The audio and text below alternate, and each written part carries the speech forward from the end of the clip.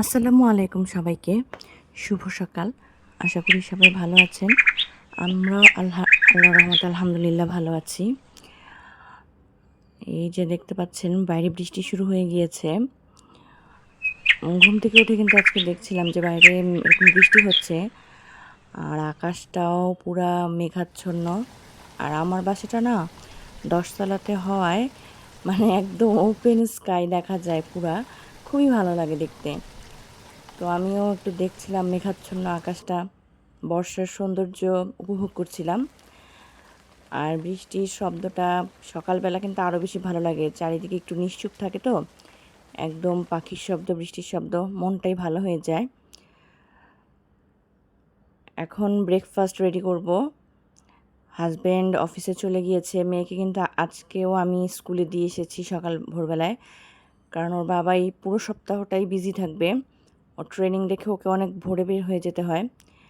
তো স্কুলের ডিউটিটা সকালে পালন করতে হচ্ছে পুরা সপ্তাহটা জুড়েই। আর আমার না বেশ ক্লান্ত লাগছে আসলে, এই ঘুম থেকে উঠে একবার দিয়ে আসতে গেলে আবার এসেই সংসারের কাজ ধরতে হয়, বেশ টায়ার্ড লাগে তখন। তবুও কিছু করার নেই, করতেই হবে। আর নিজের জন্য ডিম ভাজি করে নিচ্ছি। আমার সকালে না রুটি দিয়ে ডিম ভাজি খেতে খুবই ভালো লাগে। আর আজকে না বৃষ্টিটা যখন তারপর একটু শেষ হলো, আমি চা বানিয়ে বারান্দায় এসেছি। আর এত সুন্দর বাতাস ছিল, মানে বাতাসটা ক্যামেরায় ক্যাপচার করা যাচ্ছে না, কিন্তু ফিল করা যাচ্ছিল, এত সুন্দর বাতাস। বলেছি না আমাদের বাসাটা ১০ তলার উপরে, সেজন্য একটু যদি ঝড় বৃষ্টি হয় মানে বারান্দাটা বাতাসে একদম ভরে যায়, কী যে শান্তি লাগে। তো এখন কিন্তু আবার হালকা হালকা ঝিকিমিকি ঝিকিমিকি রোদ উঠেছে, আর বৃষ্টির পরে ঠান্ডা বাতাসটা বয়ে যাচ্ছিল। তো ভাবলাম যে আজকে চাটা তাহলে বারান্দায় বসেই খেয়ে নিই, সুন্দর প্রকৃতি দেখতে দেখতে। তো সেজন্যই চা বানিয়ে মূলত আজকে বারান্দায় নিয়ে এসেছি। আর চা নাস্তা খাওয়া শেষে আমার ছেলে উঠে গিয়েছিল, তাকে কিন্তু ব্রেকফাস্ট করিয়ে দিয়েছি। তাকে ব্রেকফাস্ট করাতে করাতে এক ফাঁকে আবার তার জন্য টিফিনটা রেডি করছি। চিকেন ফ্রাই নিবে আজকে। ওরা না চিকেন ফ্রাইটা দিলেই হয় কি, খুব ভালো মতো খায়।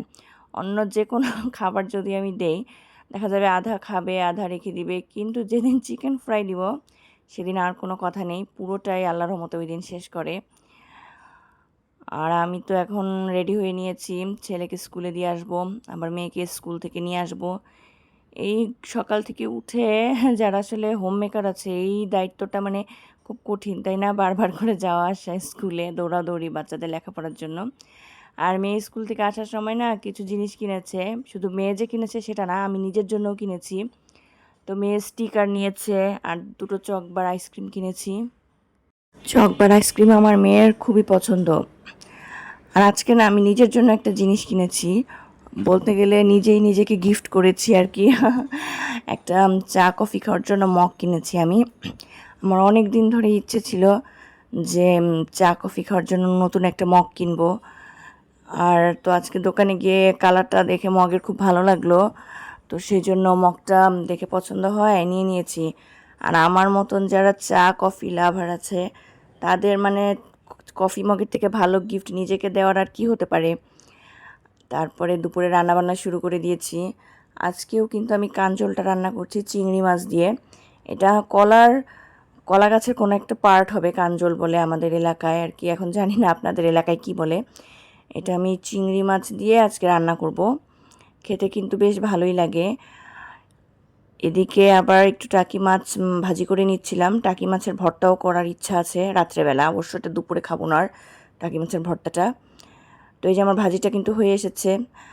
আর ডাল ছিল, গরুর মাংসটা একটু বের করেছিলাম। তারপর শাওয়ার শেষে আবার স্কুলে বাচ্চাদেরকে আনতে গিয়েছিলাম। স্কুল থেকে এসে আমরা সবাই খাবার দাবার শেষ করেছি। খাবার দাবার শেষ করে ভাত ঘুমও দিয়ে দিয়েছি। আমার তো ভাত ঘুম ছাড়া আসলে চলেই না, এটা একদম আমার ছোটোবেলার অভ্যাস।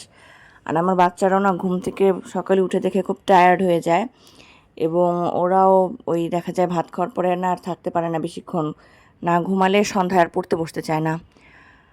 এদিকে আজকে সন্ধ্যায় আমি একটু কাস্টার্ড রান্না করব।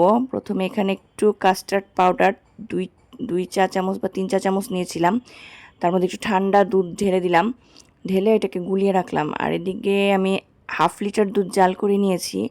দুধের মধ্যে না আমি 5-6 টেবিল চামচ চিনি দিলাম, দিয়ে দুধটা একটু ঘন হয়ে আসার পর তার মধ্যে গুলে রাখা কাস্টার্ড পাউডারটা দিয়ে দিয়েছি। দুধটা কিন্তু একটু গরম করে নিয়েছিলাম প্রথমে আমি, হালকা হালকা গরম করে, তারপর এই ঠান্ডা কাস্টার্ড পাউডারটা গুলে রাখা যেটা সেটা দিয়ে দিয়েছিলাম। আর এদিকে হচ্ছে গুঁড়া দুধ দিয়ে দিলাম। তার মধ্যে একটু গুঁড়া দুধ দিলে কি হয়, একটু ক্রিমি ক্রিমি হয় বা থিকনেসটা ভালো থাকে, একটু ঘন হয়ে আসলে খেতে জিনিসটা মজা হয়। তো এই যে দেখেন আমার কাস্টার্ড কিন্তু এদিকে রেডি হয়ে গেছে, বেশ ভালো একটা টেক্সচার চলে আসছে। তারপরে আমি ছোটো ছোটো করে আজকে শুধু আম দিয়েই খাবো, আম কেটে নিলাম। তো আমগুলো একদম কিউব করে নিয়েছি, এগুলো এখন কাস্টার্ডের মধ্যে দিয়ে দিব। আর আমি একটু ডেকোরেশনের জন্য না বাদাম কুচি করে নিয়েছি। কাস্টার্ডটা ঠান্ডা ঠান্ডা খেতে কিন্তু গরমের দিন খুবই ভালো লাগে। আমি এখানে আমগুলোকে স্প্রেড করে দিচ্ছিলাম আর তার উপর বাদাম কুচি ছড়িয়ে সুন্দর করে ডেকোরেট করে নিলাম। আর খাবার জিনিস না শুধু মানে খেতে মজা হলে হয় সেটাও না, সাথে কিন্তু দেখার সৌন্দর্যও একটা আছে, তাই না? যে একটা সুন্দর সার্ভিং ডিশে যদি আপনি সার্ভ করেন, খাবারের মনে হয় মজাটাও দ্বিগুণ হয়ে যায়, খেতে ভালো লাগে। তো মাঝে মাঝে চেষ্টা করি, সব সময় তো আসলে সম্ভব হয় না। তো আজকে ডেজার্ট বাটিতে একটু সার্ভ করে নিলাম। আর এদিকে একটু জাম মাখিয়েছিলাম, হাজব্যান্ড জাম মাখাটা খেতে চাইলো। আর এই যে আমার মেয়ে কিন্তু ঘুম থেকে উঠে গিয়ে এখন সে কাস্টার্ডটা খাচ্ছে। তার তো আবার হচ্ছে এই ধরনের ডেজার্ট আইটেম খুব পছন্দ, কিন্তু আমার ছেলে আবার অতটা পছন্দ করে না ডেজার্ট টাইপের আইটেম। তারপর এই যে তাদেরকে পড়তে বসিয়েছি, আর তারা সকালে স্কুল থেকে মাস্ক কিনেছে। স্কুলের মিস নাকি বলেছে এখন থেকে মাস্ক পরতে হবে, যেহেতু আবার করোনা দেখা দিয়েছে। তো সেটাই তারা পড়তে বসার সময় ওগুলো নিয়ে বসে আছে। আর আমি আজকে রাত্রে ঘুমানোর আগে একটু রিফ্রেশ হওয়ার জন্য গল্পের বই পড়ব। তো আজকের ব্লগটা কিন্তু এই পর্যন্তই। ধন্যবাদ সবাইকে।